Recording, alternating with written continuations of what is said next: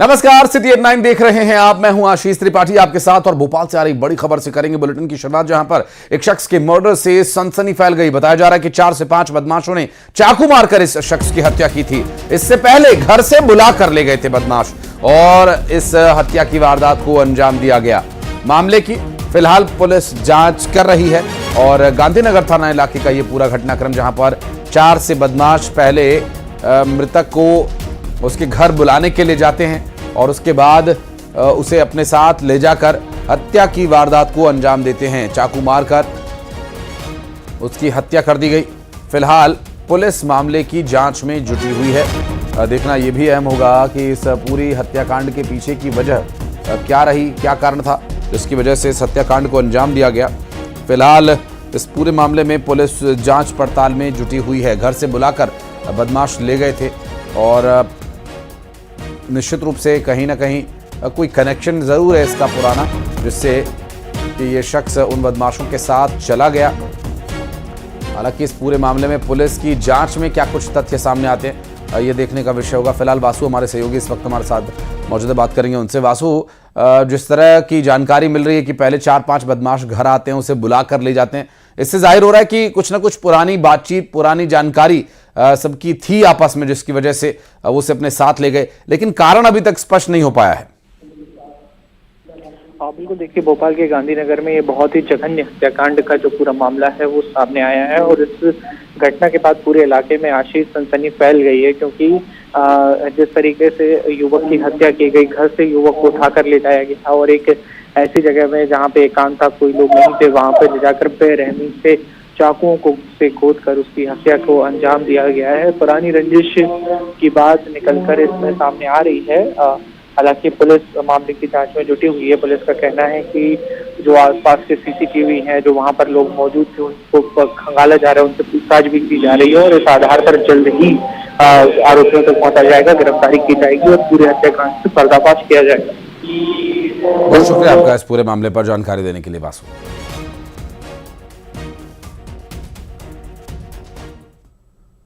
और अगली खबर रायपुर से, जहां पर सीडी कांड मामले में आज पूर्व सीएम भूपेश बघेल, विनोद वर्मा, कैलाश मुरारका समेत अन्य आरोपी कोर्ट में पेश होंगे।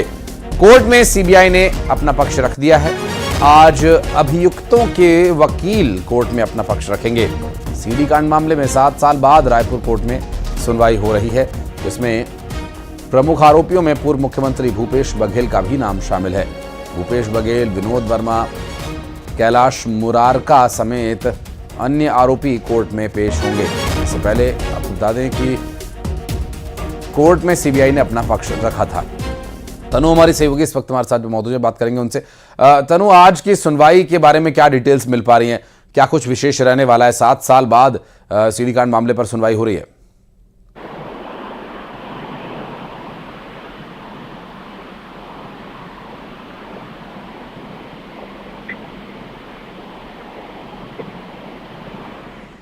तनु, आवाज मिल पा रही है आपको? जानना चाहेंगे कि आज की इस सुनवाई को लेकर क्या है डिटेल्स अपने पास?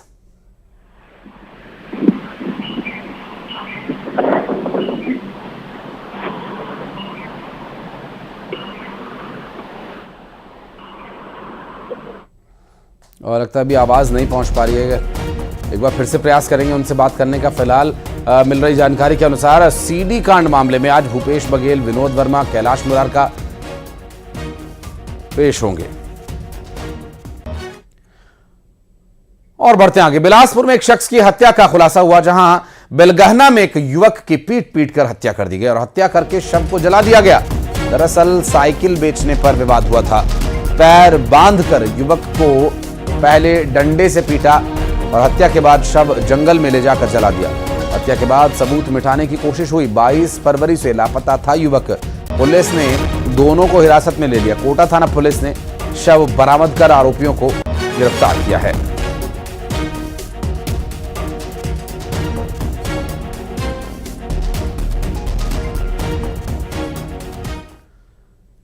और खबर ग्वालियर से, जहां पर विशेष कोर्ट ने महिला गांजा तस्कर मोनिका तोमर को 10 साल की सजा सुनाई है। साथ ही 10,000 रुपए का अर्थदंड भी लगाया है।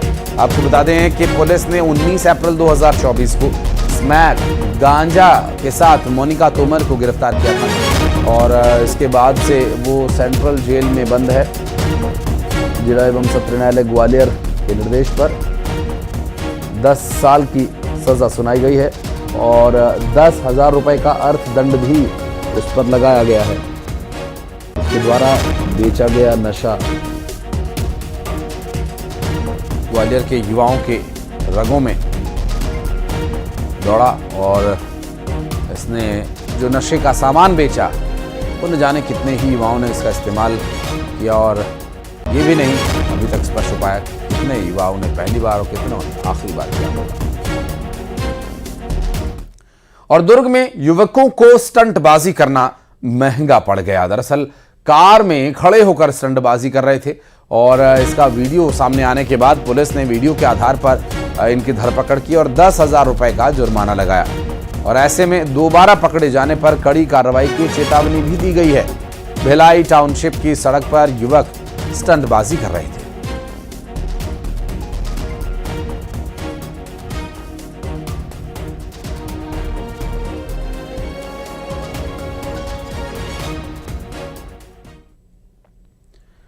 और बड़ी खबर अनूपपुर से, जहां के पुडकी के सरकारी स्कूल में 10वीं बोर्ड परीक्षा के दौरान नकल कराने का एक मामला सामने आया, जिसका वीडियो सोशल मीडिया पर वायरल हो रहा है।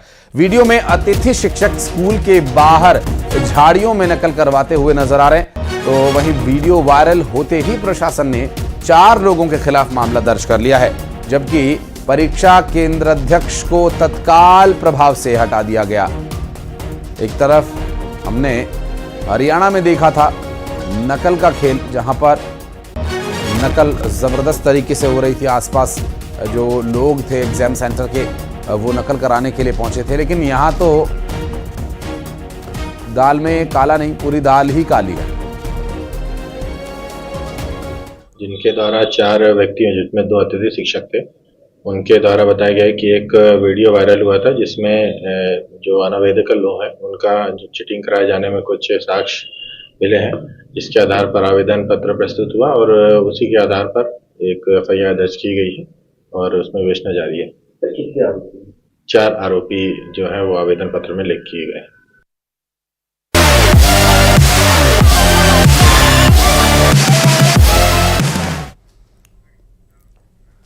चैंपियंस ट्रॉफी 2025 के सेमीफाइनल में आज भारतीय टीम ऑस्ट्रेलिया से भिड़ेगी। दुबई इंटरनेशनल क्रिकेट स्टेडियम पर यह मुकाबला खेला जाएगा। भारत ने इस टूर्नामेंट में अभी तक अपने तीनों ही मैचेस जीत करके ग्रुप ए में टेबल टॉप किया है। ऑस्ट्रेलिया को सिर्फ 1 जीत मिली है, जबकि 2 मैचेस बारिश की वजह से धुल गए थे, जिसमें साउथ अफ्रीका और ऑस्ट्रेलिया का मुकाबला एक महत्वपूर्ण मुकाबला था। क्रिकेट फैंस को बड़ी निराशा हुई थी क्योंकि साउथ अफ्रीका और ऑस्ट्रेलिया का मुकाबला हमेशा दिलचस्प रहता है, लेकिन उस निराशा को आज टीम इंडिया के साथ होने वाले इस सेमीफाइनल मुकाबले में दूर किए जाने का प्रयास है। 4 पॉइंट्स के साथ, चूंकि वो अपने ग्रुप में दूसरे नंबर पर है, तो वहीं 7वीं बार आईसीसी के वनडे इवेंट में भारत और ऑस्ट्रेलिया की टीम आमने सामने होंगी नॉकआउट मुकाबले में। भारत और ऑस्ट्रेलिया के बीच हुए 6 नॉकआउट मुकाबलों में 3 बार भारत को जीत मिली है। पहली बार दोनों टीम्स के बीच मुकाबला 1998 में चैंपियंस ट्रॉफी के क्वार्टर फाइनल्स में हुआ था और तब 44 रनों से भारत जीता था।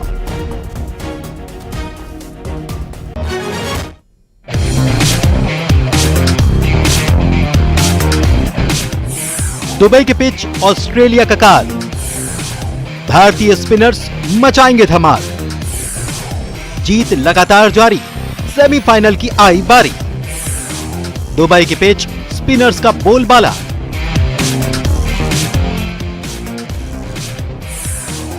फिर कहेंगे आप, वरुण कुलदीप ने कमाल कर डाला। भारत ने चैंपियंस ट्रॉफी में लगातार 3 मुकाबले जीतकर सेमीफाइनल में एंट्री कर ली है। अब भारत चैंपियन बनने से महज 2 कदम की दूरी पर है। भारत सेमीफाइनल में ऑस्ट्रेलिया से भिड़ेगा। चैंपियंस ट्रॉफी के इतिहास में यह पहला मौका होगा जब दोनों टीमें सेमीफाइनल में भिड़ेंगी, लेकिन इस बार भारत मजबूत है, टीम के अंदर खिलाड़ियों के प्रदर्शन से भी और दुबई की पिच के ऊपर आंकड़ों से भी। टीम इंडिया का वनडे रिकॉर्ड ओवरऑल काफी शानदार है। यहां पर भारत ने 9 वनडे खेले और 1 भी नहीं गंवाया। भारत को 8 में जीत मिली, जबकि 1 मैच टाई रहा। हालांकि टीम यहां पहली बार ऑस्ट्रेलिया का सामना करेगी, लेकिन इसके पहले आईसीसी टूर्नामेंट में दोनों टीमों के बीच जब भी मुकाबला हुआ है, टक्कर शानदार हुई है। दोनों टीमों के बीच आईसीसी टूर्नामेंट के 8 मैच खेले गए। 4 में भारत और 4 में ऑस्ट्रेलिया को जीत मिली, इसलिए कंगारुओं से कड़ी चुनौती मिल सकती है। हालांकि आईसीसी टूर्नामेंट में ऑस्ट्रेलिया बदली बदली सी नजर आती है। 2023 वनडे विश्व कप में भी अजेय रहने वाली भारत की टीम को कंगारुओं ने फाइनल में मात दी थी। हालांकि इस बार की ऑस्ट्रेलिया टीम कमिंस, स्टार्क और हेजलवुड जैसे स्टार खिलाड़ियों के बिना खेल रही है। ऐसे में भारतीय टीम को हराना आसान नहीं होगा। आईसीसी चैंपियंस ट्रॉफी में भारत और ऑस्ट्रेलिया के बीच 4 मुकाबले हुए हैं। भारत ने 2 में जीत दर्ज की तो वहीं 1 मैच में ऑस्ट्रेलिया को जीत मिली। 1 मैच बेनतीजा रहा था। अब ये आंकड़े बता रहे हैं कि भारतीय टीम कैसे ऑस्ट्रेलिया से 1 कदम आगे है और चैंपियंस की जंग में जीत की दावेदार है। अब बात उस पिच की जहां पर सेमीफाइनल में दोनों टीमें भिड़ेंगी। दुबई की पिच रिपोर्ट। कुल मैच 65, चेज करने पर जीत 36, पहले बल्लेबाजी पर जीत 23, उच्चतम स्कोर 355, न्यूनतम स्कोर 91, स्पिनर्स के लिए मददगार। ये आंकड़े बता रहे हैं कि सेमीफाइनल में वरुण और कुलदीप की गेंद घूमी तो कंगारुओं को घुटने टेकने पड़ेंगे। स्पिनर्स की बदौलत ही भारत ने चैंपियंस ट्रॉफी में इस पिच पर अपने 3 मैचों में किसी भी टीम को 250 प्लस स्कोर नहीं बनाने दी। उम्मीद है कि एक बार फिर से ऐसा ही कुछ होगा और भारत चैंपियंस की जंग में अपना विजय रथ जारी रखेगा। Bureau report, news 18।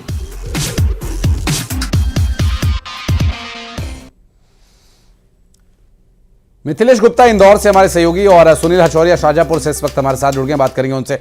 Mithilesh, knockout मुकाबलों में टीम इंडिया और ऑस्ट्रेलिया की भिड़ंत हमेशा ही दिलचस्प रहती है और पूरी दुनिया इस तरह के मैचेस देखना चाहती है और भारत की टीम के समर्थक निश्चित रूप से भारत को जीतता हुआ देखना चाहेंगे। जी, इंदौर से आवाज आ रही है? जी, सुन पा रहे हैं मिथिलेश। देखिए, इस वक्त हमारे साथ में रणजी प्लेयर हिमांशु मंत्री मौजूद है। सबसे पहले सवाल उन्हीं से लेते हैं। आज भारत और ऑस्ट्रेलिया के बीच में सेमीफाइनल मुकाबला है, कैसे देखते हैं इस पूरे मैच को? बहुत ही इंटरेस्टिंग मैच होएगा मेरे हिसाब से। दोनों बहुत अच्छी टीमें हैं, अपने अपने ग्रुप स्टेज में बहुत अच्छा करते हुए आ रही हैं और दोनों टीम के पास बहुत एक्सपीरियंस प्लेयर्स भी हैं। So definitely it will be a good contest. New Zealand के साथ जिस तरीके से हमने मुकाबला देखा कि भारत का बहुत कम स्कोर था, उसके बावजूद भी भारत की बॉलिंग जो है बहुत बेहतर देखने को मिली। वरुण चक्रवर्ती का जो चक्रवात है वो देखने को मिला। लगता है कि आज इस बार फिर से फिरकी चलने वाली है, 4 स्पिनर्स के साथ भारतीय टीम उतरेगी मैदान में। मेरे को लगता है एशियन कंडीशंस में हमारे स्पिनर्स काफ़ी ज़्यादा प्रभावशाली रहेंगे और अच्छा है कि न्यूजीलैंड वाले मैच में हमको एक लो स्कोरिंग टोटल डिफेंड करने मिला ताकि हमारे दोनों डिपार्टमेंट चेक हो गए। So going before the semifinals अच्छा है कि हम सारे एस्पेक्ट कवर कर लिए हैं और सब बॉक्सेस टिक कर लिए हैं, तो आने वाले प्रेशर गेम्स में हमको अपने एग्जीक्यूशंस प्लान्स में बहुत ज़्यादा डिफ़िकल्टीज नहीं होगी। जिम्मेदारी क्या लगता है कि आज सबसे ऊपर सबसे ज़्यादा किसकी रहने वाली है? विराट कोहली, रोहित शर्मा, सुमन Gill, Shreyas Iyer, KL Rahul?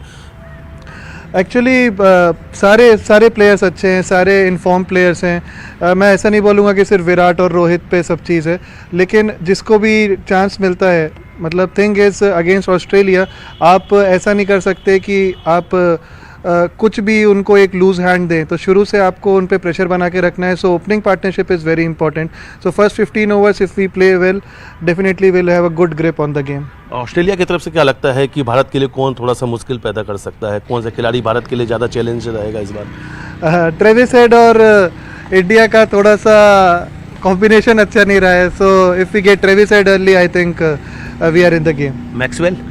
No, I think Travis Head और स्टार्क बॉलिंग में अगर वी मैनेज देम तो हम अच्छा करेंगे। ये माना जा सकता है कि आज का सेमीफाइनल जो है वो टफ मुकाबला देखने को मिलेगा, दोनों टीम मजबूत है।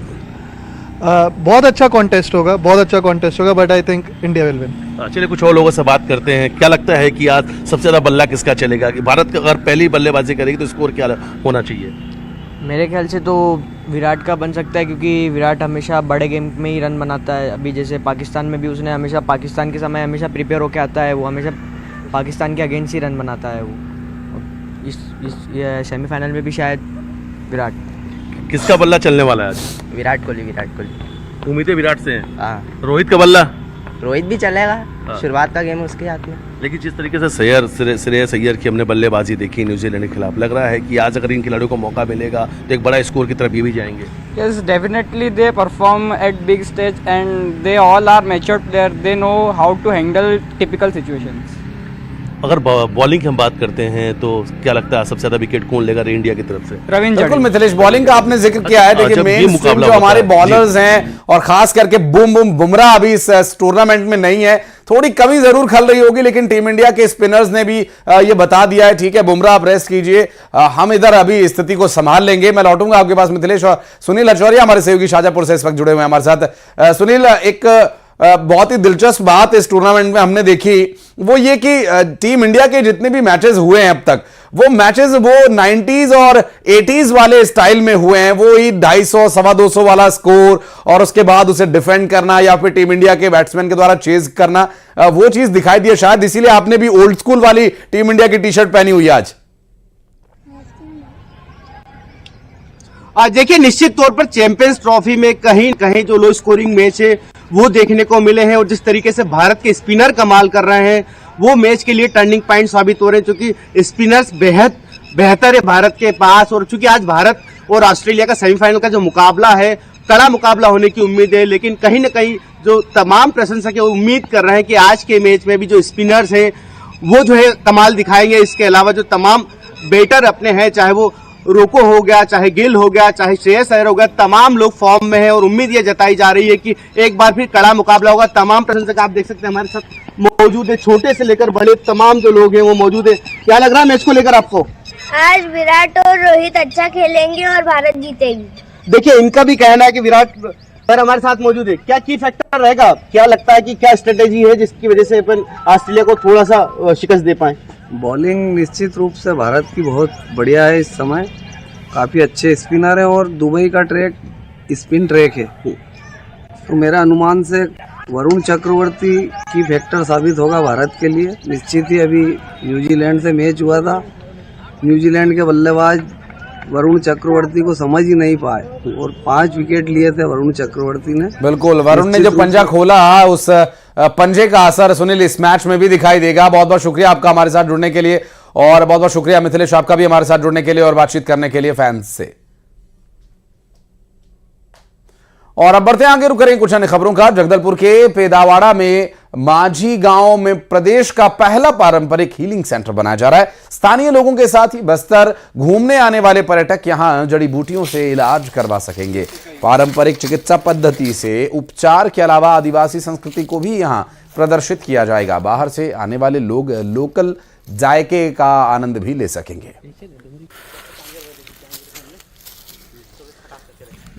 प्राकृतिक चीज़ों के ऊपर में काफ़ी भरोसा बढ़ते जा रहा है, और वैसे देखा जाए 3 बोलता पहले था, कुछ आधुनिकता के चक्कर में लोग इसको भूल गए थे, पर उसी चीज़ को पुनर्जीवित करने के लिए, याद दिलाने के लिए और उनको फायदा दिलाने के लिए, ताकि उनको बिना नुकसान किए प्राकृतिक रूप से उनका उपचार किया जा सके। और इसके लिए हम अभी प्राथमिक रूप में लगभग 1 हेक्टेयर में लगभग 2.5-3 एकड़ के आसपास का एरिया में नेचुरोपैथी के रूप में उसको डेवलप करेंगे, जहाँ पे इच्छुक जो भी यहाँ पे आना चाहते हैं एक नॉमिनल फीस दे करके उनको वहाँ रखा जाएगा और विशेषज्ञों द्वारा उनको इलाज किया जाएगा प्राकृतिक रूप से। हर परिवार का एक सपना होता है कि उनके बच्चों की शादी बड़े धूमधाम से हो। आर्थिक रूप से कमजोर वर्ग कर्ज लेकर के बच्चों की शादी करते हैं और ऐसे परिवारों के लिए मुख्यमंत्री सामूहिक कन्या विवाह वरदान साबित हो रहा है। कोंडागांव के DNK मैदान में सजे मंडप में वैदिक मंत्रोच्चारों के साथ 150 जोड़ों ने वैवाहिक विधि को संपन्न किया और इसमें कई जोड़े ऐसे भी थे जिनके लिए धूमधाम से शादी करना एक सपना ही मात्र था।